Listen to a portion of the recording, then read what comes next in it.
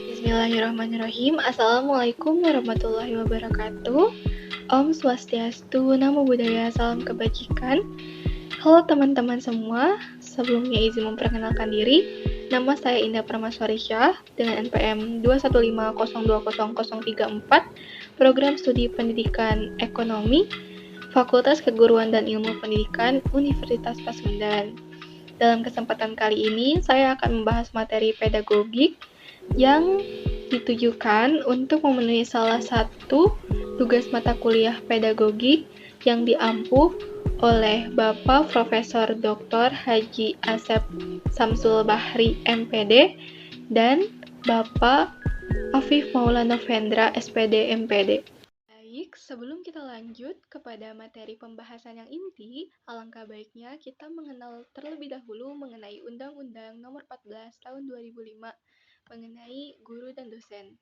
Dan pada undang-undang tersebut bahwa guru dan dosen menegaskan bahwa guru dan dosen wajib memiliki kualifikasi akademik, kompetensi, sertifikat pendidik, sehat jasmani dan rohani, dan memenuhi kualifikasi lain yang dipersyaratkan satuan pendidikan tinggi tempat bertugas, serta memiliki kemampuan untuk mewujudkan tujuan pendidikan. Setelah kita mendengarkan penjelasan mengenai Undang-Undang Nomor 14 Tahun 2005, sudah dipastikan bahwa guru mempunyai 4 kompetensi dasar. Yang pertama yaitu keterampilan profesional, yang kedua keterampilan pedagogik, yang ketiga keterampilan sosial, dan yang keempat merupakan keterampilan pribadi. Mari kita jelaskan satu persatu mengenai 4 kompetensi tersebut. Yang pertama dimulai dari kompetensi atau keterampilan profesional, di mana guru harus memiliki pengetahuan dalam proses pembelajaran, lalu guru pun harus mengatur strategi pembelajaran maupun media pembelajaran yang akan digunakan. Lalu yang kedua itu ada kompetensi pedagogik atau keterampilan pedagogik, di mana ini tuh berkaitan dengan proses mengajar dengan peserta didik. Lalu yang ketiga itu ada kompetensi atau keterampilan sosial, di mana kemampuan guru sebagai pendidik untuk berkomunikasi dan berinteraksi dengan peserta didiknya. Lalu yang terakhir itu ada kompetensi atau keterampilan kepribadian, di mana guru dapat menempatkan dirinya pada tempat-tempat tertentu. Setelah mendengarkan penjelasan mengenai pengertian guru dan dosen melalui Undang-Undang Nomor 14 Tahun 2005 dan 4 kompetensi guru yang harus dimiliki, selanjutnya kita akan membahas mengenai pedagogik. Ayo kita berkenalan dengan pengertiannya terlebih dahulu. Pedagogik itu berasal dari kata pedos dan agogos, yang berarti anak laki-laki, dan agogos itu artinya mengantar atau membimbing. Jadi, secara harfiah, pedagogik merupakan pembantu anak laki-laki pada zaman Yunani kuno yang pekerjaannya hanya mengantar anak majikannya ke sekolah. Tapi, secara kiasan, pedagogik itu ialah seorang ahli yang membimbing anak ke arah tujuan hidup tertentu. Uyuh Sadullah tahun 2010, pedagogik merupakan ilmu yang membahas atau mengkaji pendidikan, yaitu ilmu pendidikan anak. Jadi, pedagogik mencoba menjelaskan mengenai seluk-beluk pendidikan anak. Pedagogik juga merupakan teori pendidikan anak secara etimologis. Bila kita mendengarkan kata pedagogik, kata ini tuh tidak asing gitu bagi sistem pembelajaran, baik belajar maupun mengajar. Pokoknya segala sesuatu yang membahas mengenai pendidikan. Fajar Dewantara dalam Rohimin dan kawan-kawan pada tahun 2009 menjelaskan pengertian pendidikan secara terminologis, bahwasannya pendidikan sebagai upaya memajukan budi pekerti, pikiran, serta jasmani anak agar dapat memajukan kesempurnaan hidup dan menghidupkan anak yang selaras dengan alam dan masyarakatnya.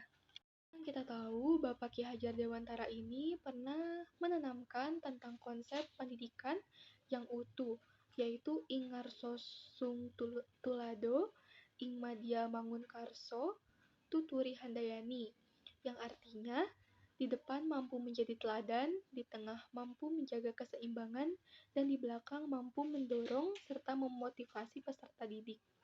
Simpulkan ya teman-teman semua bahwa pendidikan ini tuh ada agar bertujuan untuk membentuk individu yang dicita-citakan sesuai dengan nilai norma yang dianut, sehingga memiliki berbagai aspek seperti kekuatan spiritual keagamaan, pengendalian diri, kepribadian, kecerdasan, akhlak mulia, dan keterampilan yang diperlukan oleh dirinya sendiri maupun masyarakat luas. Karena dalam pedagogik itu membahas tentang belajar dan mengajar, sebelumnya saya akan menjelaskan mengenai pengertian belajar itu sendiri. Pada tahun 1988, dalam buku Psikologi Pendidikan, itu mendefinisikan bahwa belajar dalam dua pengertian. Yang pertama, belajar merupakan proses memperoleh pengetahuan, dan kedua, belajar merupakan perubahan kemampuan bereaksi yang relatif langgeng sebagai hasil latihan yang diperkuat. Jadi bisa diartikan, bila kita belajar, yaitu menjadikan kita atau seorang individu maupun anak menjadi lebih baik lagi. Karena pembelajaran itu sifatnya memajukan gitu ya. Jadi yang asalnya tidak baik menjadi lebih baik. Adapun beberapa teori dalam belajar, yang pertama ada behaviorisme, yang kedua ada kognitivisme, yang ketiga itu ada teori belajar psikologi sosial, yang keempat itu ada teori belajar secara fitrah. Teori belajar behaviorisme itu ditujukan seperti belajar dengan adanya pengalaman tertentu. Jadi dalam teori ini tuh menekankan pada apa yang dilihat atau apa yang telah dialami oleh anak maupun peserta didik. Teori kognitivisme di mana peserta didik itu mampu berpersepsi gitu. Jadi misalkan apa yang dilihatnya, dia akan menggunakan persepsinya dalam menelaah masalah tersebut. Psikologi sosial di mana menurut teori ini proses belajar harus dilakukan melalui interaksi. Jadi antara guru maupun peserta didik harus diadakan interaksi agar peserta didik mendapatkan gitu apa yang ia mau gitu. Jadi dia mendapatkan pengetahuan yang tadinya sebelumnya tidak tahu menjadi tahu. Teori belajar fitrah, di mana fitrah ini diberikan kepada peserta didik maupun anak. Jadi kemampuannya ini telah muncul pada saat anak itu lahir. Jadi teori ini tuh teori yang ada dalam diri anak tersebut. Seperti anak tersebut tuh memiliki potensi menari, menyanyi, menggambar, dan lain-lain. Hudojo menyatakan bahwa sistem pembelajaran dalam pandangan konstruktivis memberikan perbedaan yang nyata. Ciri-cirinya adalah yang pertama, siswa terlihat sangat aktif. Yang kedua itu, informasi baru harus dikaitkan dengan informasi sebelumnya sehingga menyatu dengan pengetahuan yang dimiliki oleh siswa. Di mana di sini seperti yang diadakan pada kurikulum 2013, jadi di mana siswa itu atau peserta didik dijadikan sebagai acuan gitu, dan guru hanya memfasilitasi saja.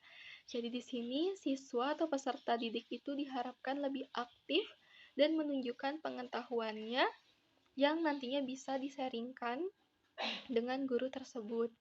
Itu bagaimana sih cara pengelolaan pembelajaran yang sangat efektif gitu bagi guru terhadap siswanya? Terkadang jika dilihat-lihat, banyak siswa yang merasa kurang efektif dalam pembelajarannya karena Siswa pun terbagi menjadi dua, ada siswa yang cepat tanggap dan ada siswa yang sulit menanggapi apa yang telah dijelaskan oleh guru tersebut. Jadi ternyata ada 3 cara pembelajaran yang efektif gitu dilakukan oleh seorang guru. Yang pertama itu ada pengelolaan kelas, di mana nantinya guru akan mengelola kelas berdasarkan tinjauan guru tersebut gitu, dimana nanti guru bisa membagi kelompok di antar siswa, dimana nanti guru akan menjelaskan mengenai materi yang akan dibahas. Selanjutnya siswa dapat bekerja sama dengan kelompok untuk menyelesaikan masalah tersebut. Lalu yang kedua itu ada strategi pembelajaran. Biasanya strategi pembelajaran juga harus dilakukan oleh guru agar siswa-siswa yang diajarkannya ini dapat memahami apa yang telah dipelajari sebelumnya. Lalu yang ketiga itu ada pemberian tugas yang tepat. Setelah adanya diskusi secara kelompok maupun pemahaman dalam individu ia sendiri gitu ya, peserta didik, kita sebagai guru atau sebagai calon guru nantinya harus menghadapkan tugas kepada siswa maupun peserta didik. Sebab jika tidak adanya tugas, kemungkinan pemahaman dari siswa ataupun peserta didik itu sangat kurang dan sangat minim. Jadi bila sudah semuanya dari diskusi secara kelompok maupun pemahamannya, guru akan memberikan tugas sebagai bahan evaluasi dari kegiatan belajar mengajar tersebut. Alur pembelajaran juga terbagi menjadi 3, di mana ada yang namanya klasikal, lalu yang keduanya itu ada individu, dan yang ketiganya itu ada kelompok. Di mana klasikal ini merupakan pemaparan dari seorang guru mengenai materi yang akan dibahas. Jadi sebelum nantinya siswa atau peserta didik melakukan diskusi terhadap kelompok, seharusnya guru telah memaparkan setidaknya sedikit mengenai materi yang akan dibahas. Lalu yang kedua itu ada secara individu, di mana nanti siswa atau peserta didik dapat memahami terlebih dahulu mengenai materi yang nantinya akan dikerjakan bersama oleh kelompok. Nah, setelah itu ada kelompok. Jadi, di dalam kelompok, siswa maupun peserta didik diharapkan dapat berdiskusi dengan baik, di mana mereka harus saling bertukar pikiran untuk menghasilkan jawaban yang tepat gitu. Jadi nanti siswa dapat dibagi-bagi menjadi siswa yang harus pergi ke perpustakaan untuk membaca buku, ada siswa yang harus mencari materinya itu di dalam internet, maupun siswa yang mencari jawabannya itu di dalam buku mata pelajaran tersebut gitu, yang telah dibahas oleh guru mata pelajaran tersebut. Melakukan proses pembelajaran yang efektif, bisa kita ketahui nih bahwa siswa itu sudah memiliki 4 kompetensi pada abad 21. Yang pertama itu ada critical thinking atau berpikiran kritis, di mana siswa mampu dihadapkan dalam masalah yang nantinya akan membantu dia untuk berpikir secara kritis. Yang kedua itu adanya communication atau komunikasi, di mana antar siswa yang tadinya tidak pernah berkomunikasi menjadi akrab dan mudah berkomunikasi di saat pembagian materi atau pemecahan masalah dalam sebuah kelompok.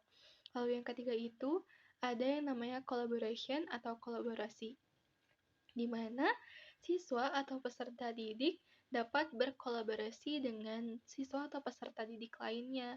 Jadi nanti adanya kerjasama gitu antara satu individu dan individu lain. Lalu yang terakhir itu ada creativity atau kreativitas, di mana peserta didik atau siswa mampu mengembangkan ide kreatifnya dalam pemecahan masalah, karena dalam satu individu itu memiliki pengetahuan yang berbeda-beda gitu. Nah, bagaimana caranya mereka semua dapat menyatukan ide kreatifnya dalam menyelesaikan masalah tersebut. Selanjutnya, kita akan membahas mengenai pendekatan saintifik dalam pembelajaran. Ya, sepertinya sudah tidak asing ya mengenai saintifik ini. Dalam Permendikbud nomor 103 tahun 2014 dinyatakan bahwa pembelajaran dengan pendekatan saintifik terdiri atas 5 langkah kegiatan belajar, yakni mengamati atau observing, yang kedua ada menanya atau questioning, yang ketiga ada mengumpulkan informasi atau mencoba yaitu experimenting, lalu yang keempat itu ada menalar atau mengasosiasi yaitu associating, dan yang terakhir yaitu mengkomunikasikan atau communicating. Proses pembelajaran inquiry atau discovery learning. Mungkin sudah tidak asing dengan pembelajaran ini ya, di mana pembelajaran ini meliputi 5 langkah. Yang pertama yaitu merumuskan pertanyaan, yang kedua itu ada merencanakan, yang ketiga ada mengumpulkan dan menganalisis data, yang keempat yaitu menarik kesimpulan, dan yang kelima aplikasi dan tindak lanjut. Mungkin kalian juga penasaran dan bertanya-tanya, fungsi dari media pembelajaran itu sebenarnya apa gitu? Apakah sebagai bahan media yang hanya membantu saja, apakah efektif atau tidak gitu ya. Nah, jadi dalam suatu proses belajar mengajar itu ada 2 unsur yang sangat penting, yaitu metode mengajar dan media pembelajaran. Jadi kedua aspek ini tuh sangat erat berkaitannya. Nah, dalam pemilihan metode mengajar juga akan mempengaruhi jenis media pembelajaran yang sesuai. Jadi misalkan kita memilih metode mengajar secara misalkan ceramah, ya kita juga bisa memiliki media pembelajarannya itu seperti audio gitu ya, kayak gitu. Nah, lalu fungsi media dalam proses pembelajaran juga sangat berguna untuk siswa ataupun peserta didik, di mana nantinya mungkin yang tadinya mereka hanya memvisualisasikan di dalam otak mereka, mungkin dengan adanya media pembelajaran dapat lebih mudah dipahami. Mungkin sekian pembahasan yang dapat saya sampaikan. Mohon maaf bila ada kesalahan. Wabillahi taufiq wal hidayah. Wassalamualaikum warahmatullahi wabarakatuh.